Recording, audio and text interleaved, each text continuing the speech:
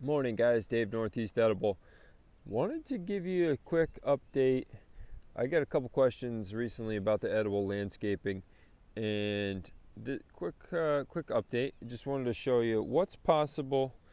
I'll pan out over here. This is a little kind of like a mini food forest, basically a clump of. So right here we've got that's a pear tree, a little small pear tree. It's about 3 feet tall. It's got that's kind of the main tree in this little system here.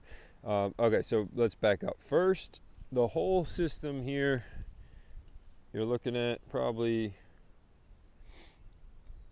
15 feet long, 10 feet wide probably.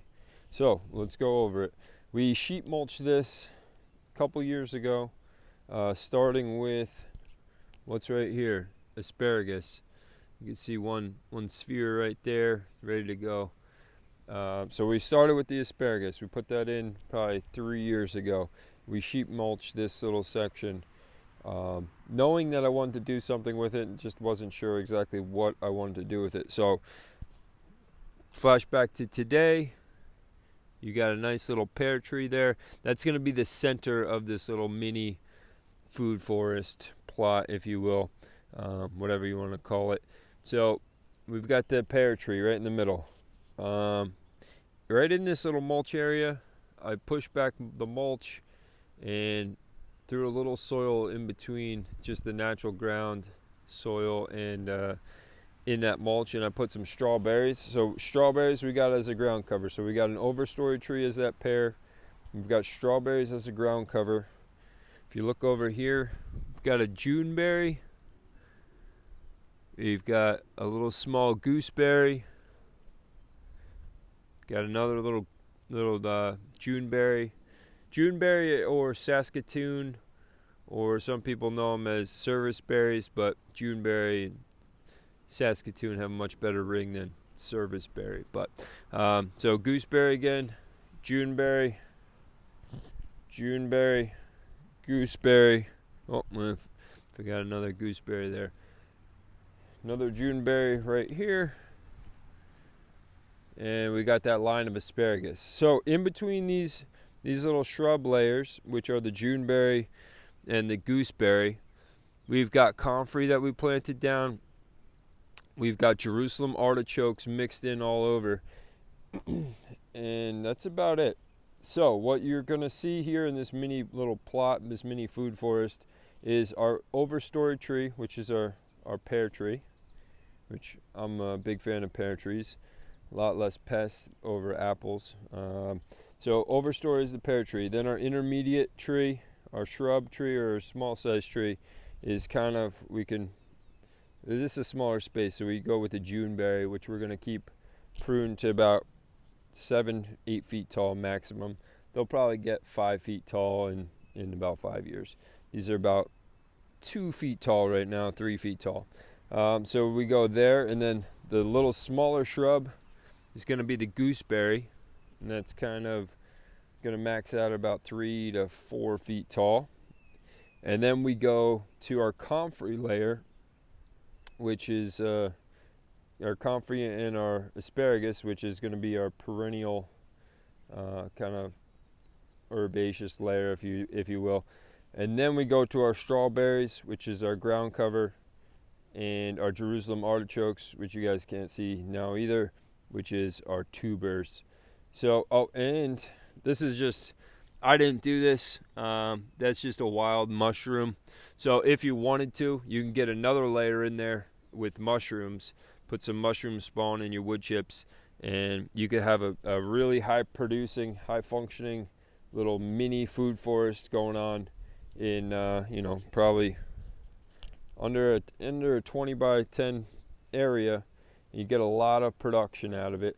So if you say you're stuck in just a little area, just look at all the plants I squeezed into this spot, just as a kind of a demonstration. It all started with the sheet mulching, and even with that, you can see there's some grasses coming through here. So I'm gonna have to go ahead and just pull some of those out, rip a little, do a little weeding.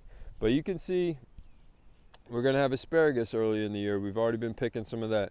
We're going to have, next up, we're going to have some June berries. Just like they say, we'll have those in June. Then next up, we'll have gooseberries right after that. We'll have strawberries right after that. We'll have pears. We'll have comfrey for any, you're not supposed to eat comfrey, but comfrey for any scrapes or salves that you want to make. And what else? Jerusalem artichokes at the end of the year. So Dave, Northeast Edible, just wanted to show you what's possible in a small space.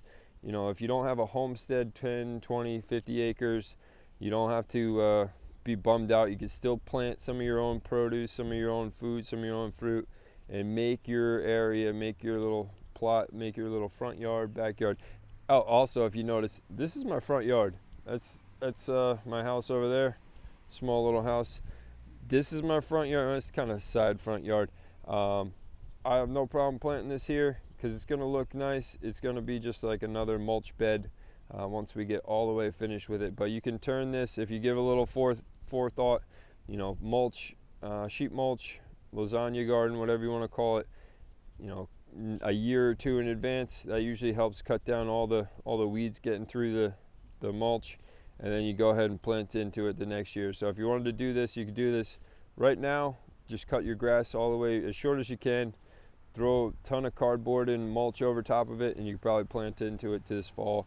And you could be planting trees and stuff this fall, and you'd be good to go. So Dave, Northeast Edible, keep those questions coming. If you have any questions about edible landscaping, any food forest type stuff like this is a mini little food forest plot, but you get the idea of all these layers that you can mix into one little spot, and all these plants that'll make up different parts of the food forest. As far as overstory, we got everything from that pear for the overstory to the shrub layers with the gooseberry and the juneberry to the tuber layer with the Jerusalem artichokes, the ground cover with the strawberries, and you'll make a small little spot as productive as you can, and they'll grow in a symbiotic relationship and hopefully produce fruit for you for years to come. Dave, Northeast Edible, keep those questions coming, guys. Thanks, guys. Have a good day.